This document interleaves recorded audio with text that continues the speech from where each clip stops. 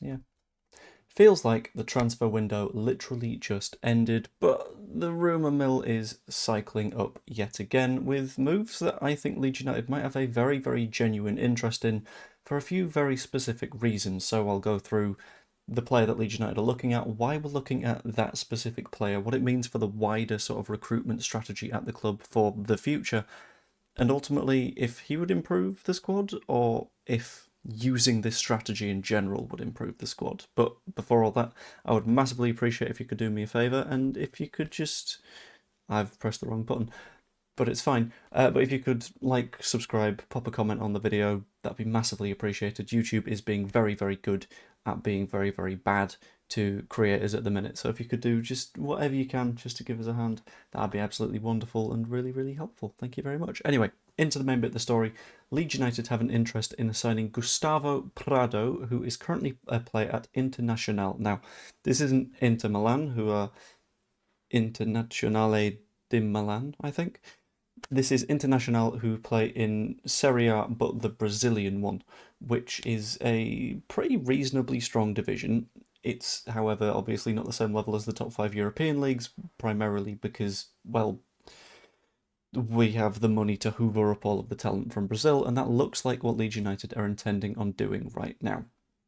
He is a 20-year-old winger that has made 13 appearances this season so far. He's got one goal and no assists, but mainly because those appearances have tended to be off the bench. But this guy has shown a lot of potential and a hell of a lot of talent. Can play on both of the wings, very good in sort of attacking phases, but also puts in the effort to get back and do the defensive stuff, hence being brought on relatively late when it comes to games of football. They're happy enough to use him to sort of clean games up. But his underlying numbers are very, very, very special. So, in terms of shots total per 90, he's in the top 3% for the next 14 competitions, which is just like top 5 leagues. Everything underneath those top 5 is considered next 14. His pass completion is in the top 6%. He's above average for progressive passes and progressive carries and successful take ons, which you really like to hear for a Brazilian winger. And progressive passes received, his numbers are through the roof, almost 9 per 90. His tackling numbers are in the top 1% of all wingers, and he's in the top 2% of wingers for blocks as well. So he's somewhere that adds a lot of value all across the pitch, and Leeds United are looking at signing him not for his release clause of something like £50 million. That's because I believe all Brazilian players, or at least players in the Brazilian league, need to have a release clause because of like labour laws over there. But Leeds are looking at potentially signing him for £17 million, opposed to 50. Sorry, I've got hiccups, as opposed to 50, which is something of a bargain for a winger that is very, very, very clearly very, very good. Because other clubs that are interested in signing him include Stuttgart, who are not a bad side in the Bundesliga recently, and Atalanta, who are consistently fighting for not only Champions League spots in Italy recently, but titles. Which sort of brings up the question of the recruitment strategy that I mentioned earlier, because this has been reported primarily by, let's have a quick double check, Sport Witness, but they got that from various other South American reports, including local sort of journalists over in South America, because I've had a little bit more of a deep dive and a sniff into it. But it says further on that, according to those reports in South America, Leeds are increasingly looking at signing players from South America and doing more scouting over there. So specifically, the White sent a scout to Chile to watch him in action for Brazil's under-20s at the sort of under-20s World Cup or the under-20s World Cup qualifiers. And with his release clause standing at £51 million, there is the belief that he can be made available by his current employers for 17, mainly because, as mentioned earlier, the lack of money in that league. Getting a player like him for a third of his value is going to be a genuinely incredible move, and it shows that sort of shift in transfer strategy towards be a step before the one that we are at the moment in the recruitment ladder. Because the way it tends to go is club from Europe will find a player in South America and sign them, and then they will do really, really well, and they'll get signed by another club, and that is where Leeds United tend to hop in. If we're able to shift ourselves forwards a bit and go from signing them from the European club so they're more expensive to signing them from the Brazilian club, you pay less on wages, you pay less on fee, you get yourself in a better position in that hierarchy. You not only set a little bit of a foundation over in Brazil, in Argentina, in Chile, in Venezuela, Colombia, all over the shop. Uruguay. How did I not mention Uruguay?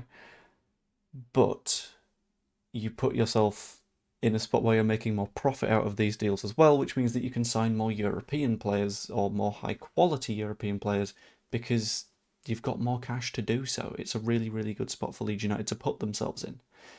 It is a long-term strategy, and whether or not Gustavo Prado is a player that Leeds United sign is up in the air. This is just a couple of reports being discussed. But it is a sign of one of the strategies that was mentioned in the the pitch deck that was given to investors. It's a sign that that is being put into place. Leeds United expanding that scouting network, using as many systems and structures and all that kind of stuff to put ourselves in that better position. Because finances are going to be the biggest problem for Leeds this season. Let's be honest, for a couple of seasons, because of the way that things work when it comes to PSR.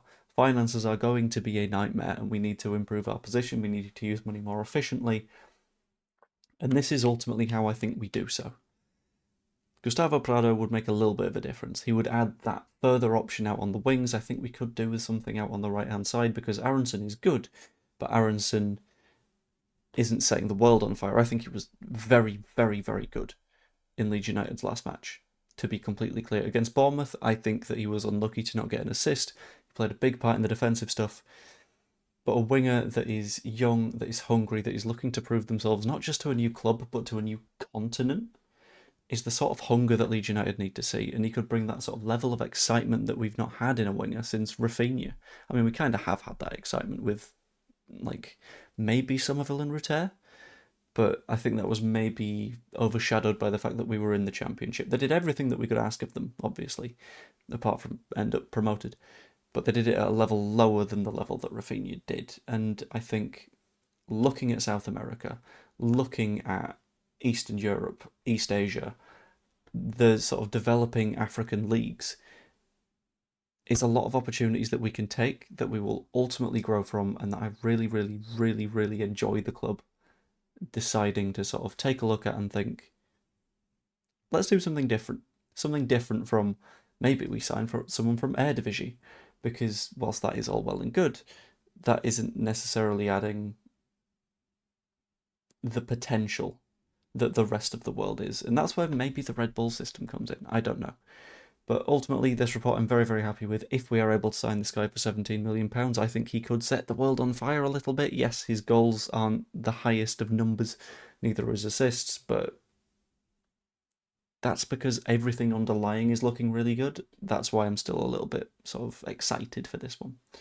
But that is, as always, just what I think. So let me know what you think down in the comments below. Like the video if you enjoyed it as well. It's massively appreciated. Subscribe if you haven't yet as well. I just passed 2 million views on the channel, and that means I want to be setting targets. So I'm very close to 7,500 subscribers. If you could help me cross that line, that would be fantastic. And then we're on the road to 10k, which means going via 8k and 9k. But we'll find out, won't we? Anyway, hope you all enjoyed, and I will see you later. Toodaloo.